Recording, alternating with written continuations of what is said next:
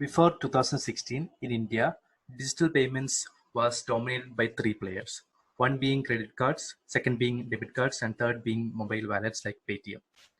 And in 2016, NPCI, which stands for National Payments Corporation of India, launched a new platform called UPI, which stands for Unified Payments Interface. From 2016, it has been a roller coaster ride for UPI.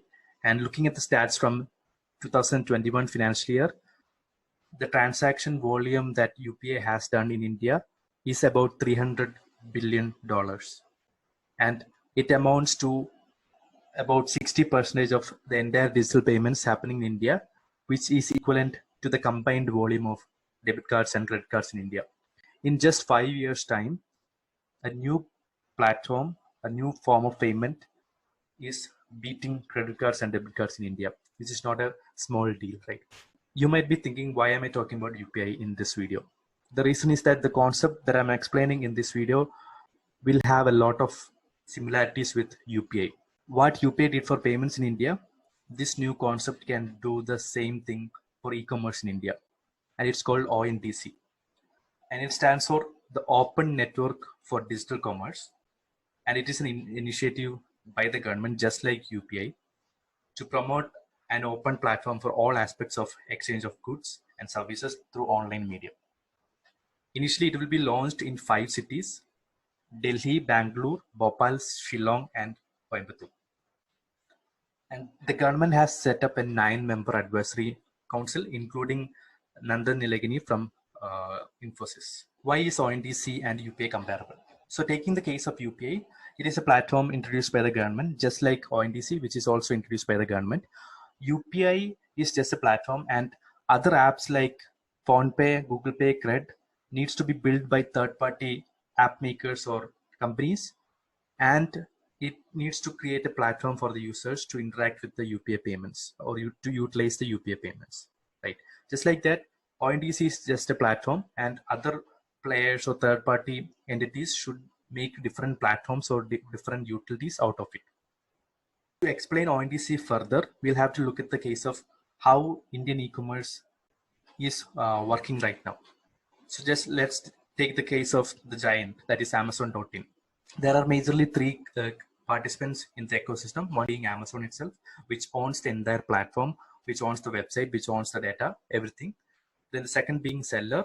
If I'm a seller, I can register on Amazon and I can give my inventory to Amazon, or I can ship it according to my needs. And there is a customer who can get on to Amazon.in and type in any product that they want. And if there is a seller which is registered on Amazon, which handles or which has listed the product that he or she is searching for, then he or she can place an order, and if it delivers to their location, they can buy it right away. So that is how the current system happens. And when ONDC comes in, there could be a common database which ONDC will have. And if I am a seller and if I'm selling t-shirts, I can find a platform which is built for t-shirt sellers on top of ONDC. There could be another company who could be building on top of ONDC, maybe especially designed for t-shirt sellers. I can register my t-shirt brand in that app, and I can list my inventory there, and I can list my prices there. And all the data that I've listed there will go to ONDC's database. And then there will be a consumer end facing app built by some other company, and they can pull off data from ONDC. They want to pull off all the data of all the t-shirts that have been listed in ONDC's platform by different sellers through different apps. They can pull it off and display it in their homepage. And if someone wants to buy a t-shirt, they can log into that app and search for t-shirt, and it will automatically showcase all the sellers independent of platform, and the end consumer can choose it from that. And when it comes to delivery, there could be another app which is built on top of ONDC, which lists delivery partners, and maybe the apps can talk to each other and say that, okay, if your location is nearer to him, deliver this, etc. So through this platform, consumers can potentially discover any seller, any product or service by using any ONDC compatible application or platform, thus increasing freedom of choice. Why does it seem like a good idea? Dynamic pricing, inventory management, and optimization of delivery cost are the three most important things in ONDC, which will help reduce the cost of doing business for everybody, including retailers. And coming to the future predictions, the most important thing that everyone will be eyeing is to find out which app or which company will be coming up with the best platform which will suit ONDC. Just like how PhonePe came in, just like how Google Pay came in, which are the platforms that are going to dominate in this space? And what will giants like Amazon, Flipkart, and uh, Snapdeal going to do?